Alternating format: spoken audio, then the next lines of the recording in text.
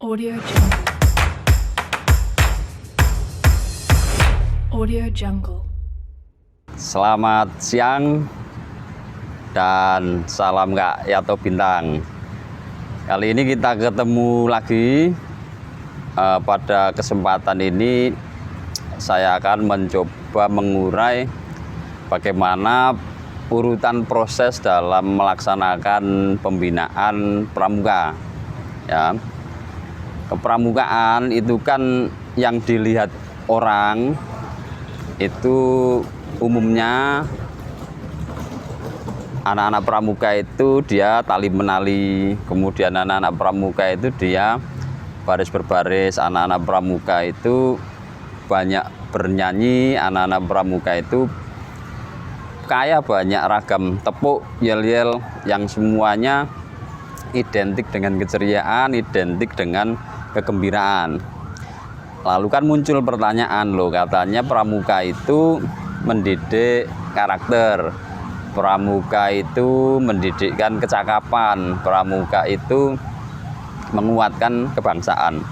Lalu di mana letak karakternya, di mana letak kecakapannya, dan di mana letak kebangsaan yang dikembangkan lewat aktivitas-aktivitas kepramukaan itu, ya.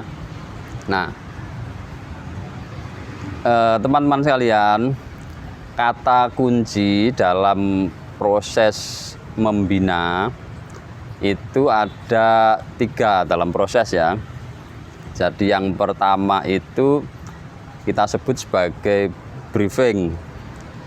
Briefing itu menyajikan aturan main atau rambu-rambu dalam melaksanakan aktivitas. Itu kata kunci yang pertama adalah briefing. Nah, yang kedua adalah activity.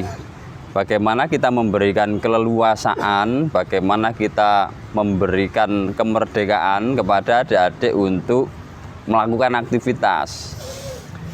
Nah, ketika melakukan aktivitas inilah pembina tidak boleh lepas dari yang namanya observasi atau pengamatan. Mengapa pembina tidak boleh meninggalkan tempat adik-adiknya beraktivitas? Karena ada kata kunci ketiga, yaitu debrief atau memberikan refleksi, memberikan umpan balik dan penguatan kepada adik-adik yang berlatih. Itulah mengapa salah satu metode kepramukaan itu kehadiran orang dewasa untuk memberikan dukungan dan dorongan. Mana mungkin seorang pembina dapat memberikan refleksi, umpan balik, memberikan penguatan kalau dia tidak melihat langsung proses yang dilakukan adik-adiknya, gitu ya. Nah, saya ambil satu contoh aktivitas dalam berlatih kepramukaan. Saat ini saya bawa tali. Tali ini jenisnya polipropilin. Ya, tali itu kan banyak jenisnya. Ada tali yang dari bahan nilon, ada tali dari bahan plastik, ada tali dari bahan serat alam, dan banyak lagi jenis tali. Nah, yang tali yang saya bawa saat ini, saya pegang saat ini, dia dari bahan sintetis, yaitu campuran antara plastik dan serat alami, maka dia disebut tali polipropalin, ya, polipropalin. Warnanya putih, ada motifnya merah dan biru. Nah, pertanyaannya adalah apakah seorang pembina dalam mengawali sebuah aktivitas membina selalu memberikan atau menyajikan briefing, ya, atau tiba-tiba pembina langsung ngajak, ayo dek kita latihan tali temali, hari ini kita akan belajar simpul mati, simpul hidup, dan simpul pangkal misalnya. Apakah begitu? Atau ada kalimat lain yang dipilih oleh pembina untuk mengantarkan proses membina itu, ya. Apakah ada kalimat lain yang dipilih, gitu ya. Nah, misalkan saya pilih begini, adik-adik, kemarin kakak sudah menugaskan kepada regu-regu untuk membawa peralatannya berupa tali, tongkat, kemudian apalagi satu lagi misalkan bendera, ya. Nah, adik-adik yakin kita beraktivitas 1 jam ke depan, Anda semua sudah bisa membuat tandu dan juga membuat tiang bendera. Nah, Anda akan menjadi regu penolong.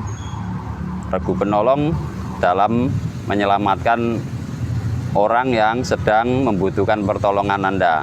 Maka Anda perlu keterampilan untuk membuat tandu, juga keterampilan untuk membuat tiang bendera, misalnya begitu kalimat yang diucapkan pembina untuk mengawali proses membinanya.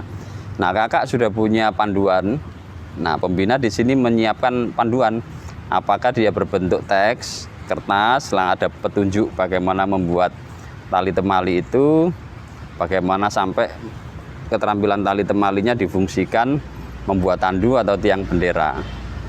Nah, ketika adik-adik berproses itulah pembina aktif untuk ngamati, mengobservasi, ya, mengobservasi.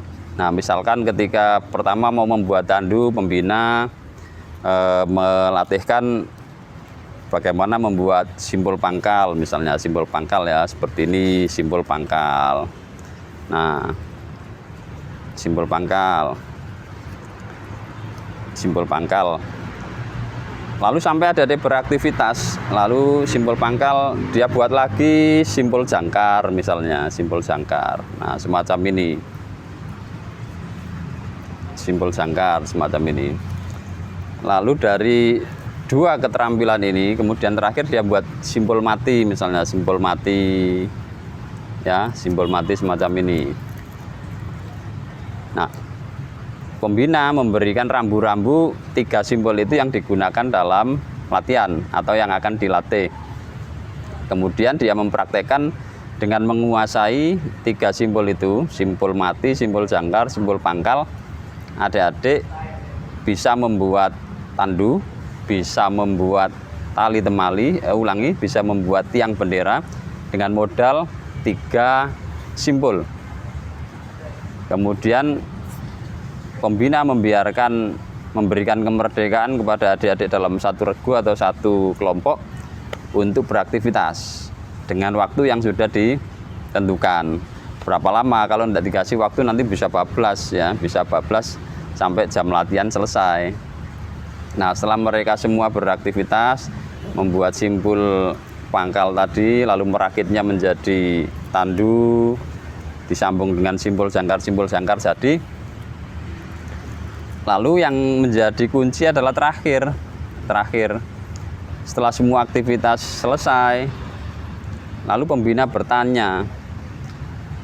Nah, inilah yang namanya debrief. Pembina bertanya tentang proses yang dilakukan adik-adik tadi.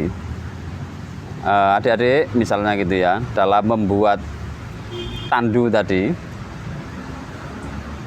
keterampilan apa saja yang kamu butuhkan atau kamu perlukan untuk bisa mewujudkan sebuah tandu dalam satu kelompok ini.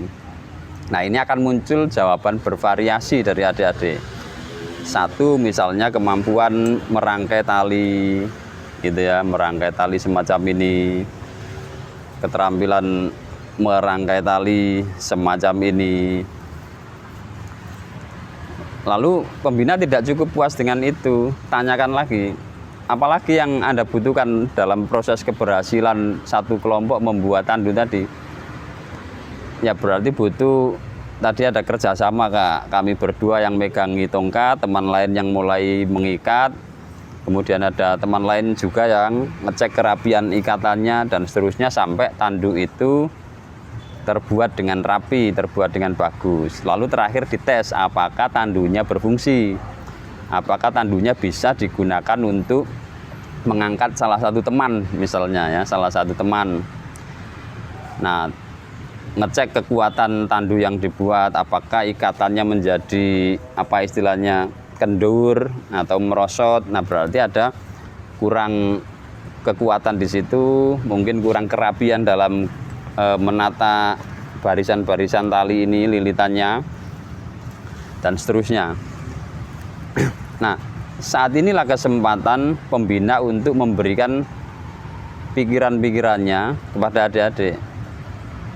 Ya, pembina bisa memberikan penguatan satu dari sisi fungsi, bahwa tali temali itu fungsional, bukan hanya latihan ketika Anda latihan di gugus depan, tetapi di rumah tali temali, keterampilan tali temali itu bisa digunakan untuk membantu pekerjaan-pekerjaan orang tua di rumah, atau bisa juga membantu kegiatan-kegiatan di masyarakat, utamanya bagi yang penegak pandega ini ya. Misalnya ketika kegiatan Idul Kurban, lalu mengikat bambu untuk tempat menguliti kambing, dia butuh tali temali. Nah, disinilah salah satu bentuk peran nyata pramuka di masyarakat. Maka dia akan ditandai, oh dia aktif pramuka, maka keterampilannya berguna. Itu salah satunya. Salah satunya itu. Yang kedua, karena dia aktif pramuka, ternyata toleransinya tinggi, ternyata kepeduliannya tinggi, meskipun tidak diminta oleh masyarakat itu, tidak diminta oleh panitia kurban Idul Adha dalam contoh yang tadi ya, dia mau membantu dan dia bisa menunjukkan kemampuannya dengan apa yang sudah dia latih di gugus depannya. Itu bentuk-bentuk kepedulian, bentuk-bentuk peran serta, mungkin kecil, peran ini mungkin kecil, tapi itu sangat berpengaruh pada proses pramuka itu menjadi orang yang berperan di masyarakat. Nah,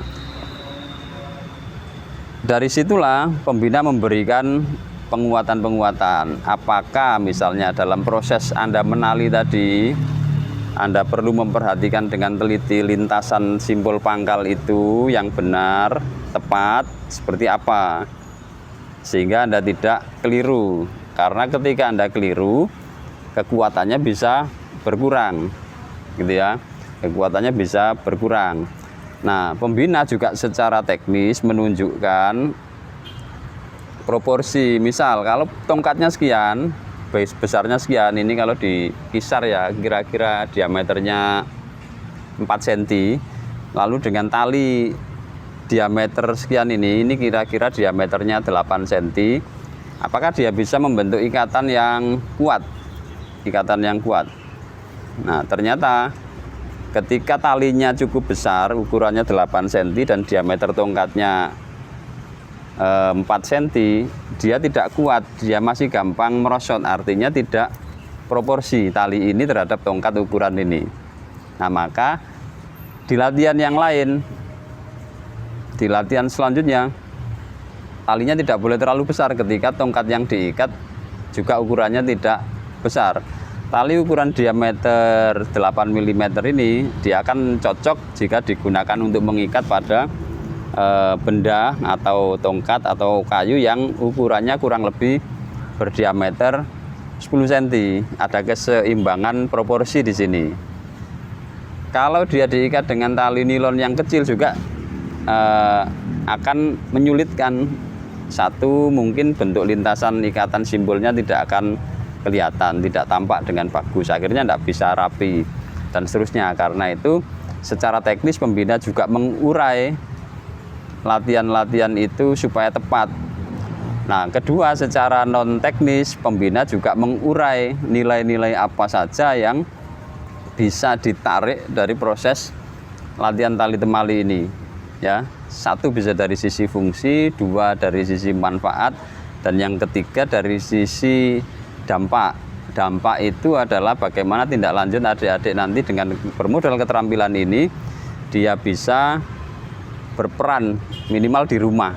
Minimal di rumah dia bisa berperan menunjukkan kepada orang tuanya bahwa menjadi pramuka itu belajar menjadi orang yang memiliki kemampuan agar dia berguna, ya, memiliki kemampuan agar dia berguna.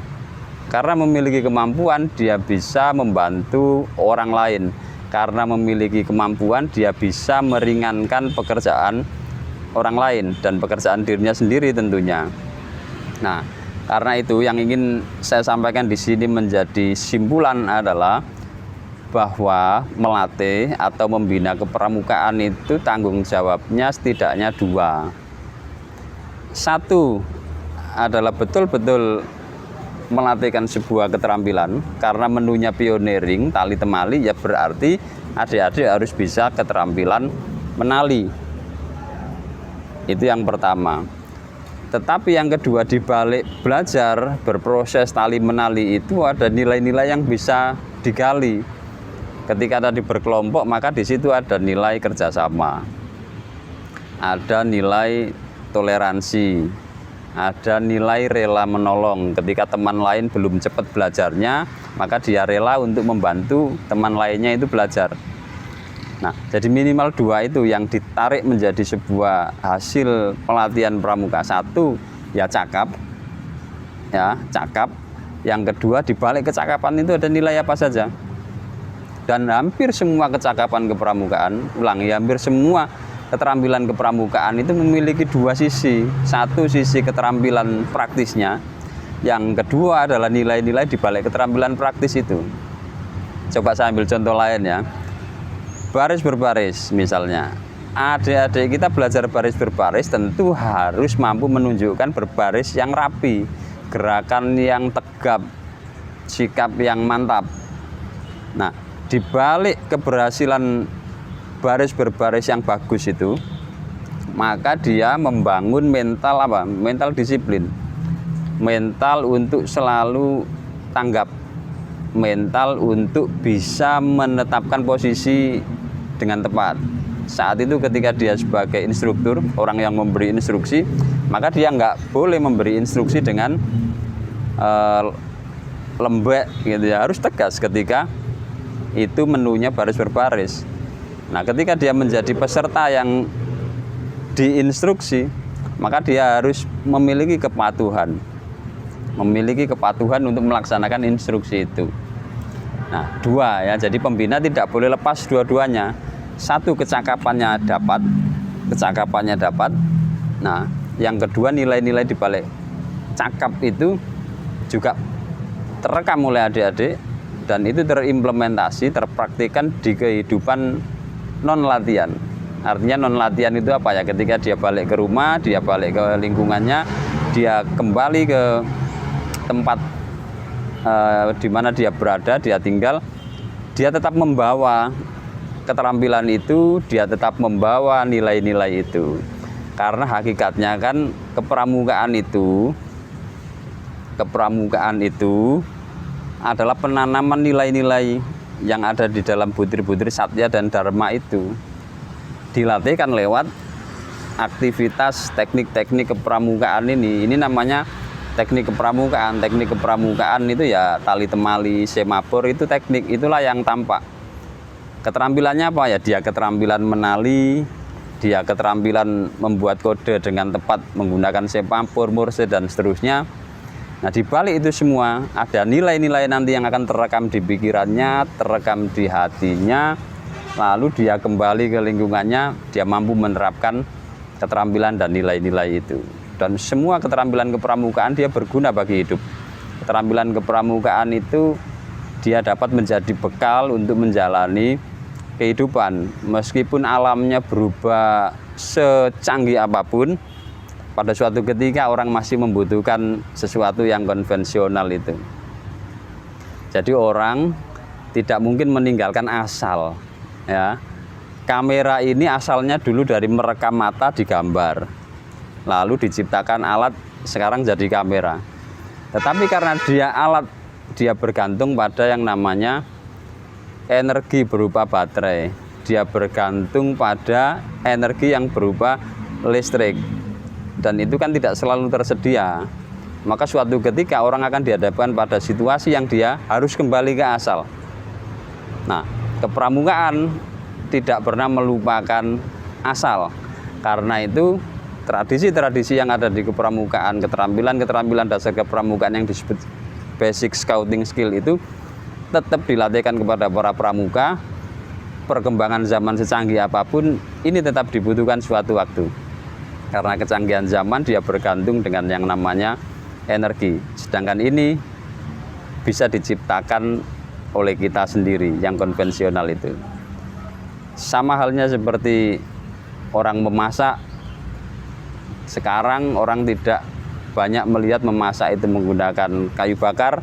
Sekarang memasak tinggal colok listrik, memasak tinggal puter tombol gas. Tetapi suatu ketika dihadapkan pada situasi yang dia harus kembali ke asal, pramuka akan selalu siap. Sampai di sini dulu, kita ketemu di lain kesempatan. Selamat siang, salam Kak Yatno Bintang. Audio Jungle. Audio Jungle.